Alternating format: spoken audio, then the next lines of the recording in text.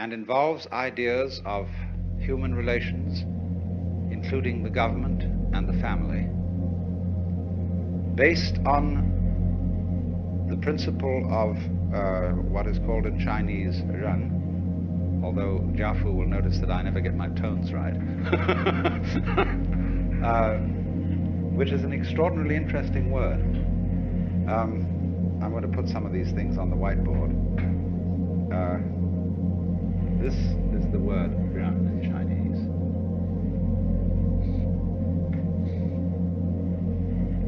And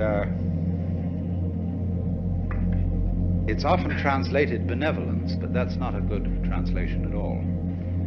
This word means human-heartedness. That's the nearest we can get to it in English. And it was regarded by Confucius as the highest of all virtues, but one that he always refused to define. It's above righteousness and justice and propriety and other great Confucian virtues. And it involves the principle that human nature is a fundamentally good arrangement, including not only our virtuous side, but also our passionate side, also our appetites and our waywardness. The Hebrews have a term which they call the Yetzer Hara, Y-E-Z-E-R-H-A-R-A, which means the wayward inclination, or what I like to call the element of irreducible rascality that God put into all human beings. And put it there because it was a good thing. It was good for humans to have these two elements in them. And so a truly human-hearted person is a gentleman with a slight touch of rascality, just as one has to have salt in a stew. Confucius said the goody-goodies are the thieves of virtue,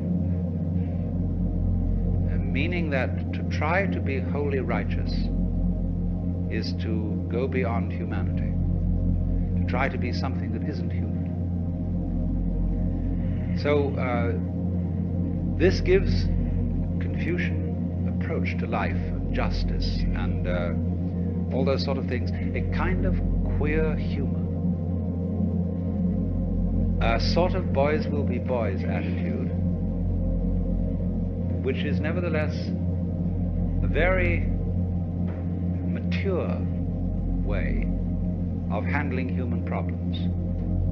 It was, of course, for this reason that the Japanese Buddhist priests who visited China to study Buddhism, especially Zen priests, introduced Confucianism into Japan. Because despite certain limitations that Confucianism has, and it always needs the Tao philosophy as a counterbalance, Confucianism has been one of the most successful philosophies in all history for the regulation of governmental and family relationships. But of course, it is concerned with formality. Confucianism prescribes all kinds of formal relationships, linguistic, ceremonial, musical, in etiquette, in all the spheres of morals. And for this reason has always been twitted by the Taoists for being unnatural. You need these two components, you see, and they play against each other beautifully in Chinese society. Roughly speaking, you see, the Confucian way of life is for people involved in the world. They think is wrong about themselves as a kind of lifestyle which assures you that you're in the right. Because you hurt.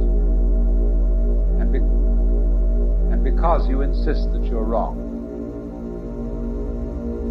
I have sometimes suggested that the statement, I am a sinner, is logically equivalent to the statement, quote, this statement is false, unquote. Because you see, if that is a true statement, it's a false statement. And if it's a false statement, it's a true statement. And so on, forever. And to say I am a sinner is really the same thing, because it implies that the statement itself, since it is the statement of a sinner, is a sinful statement. And it's a trap called a double bind. And so I've often twitted my clergy friends about this, and to their great amusement,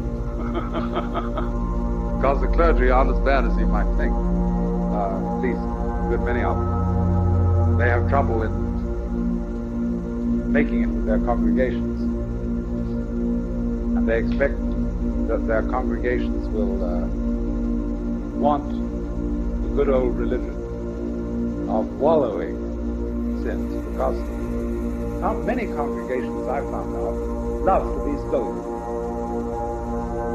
And if you make everybody feel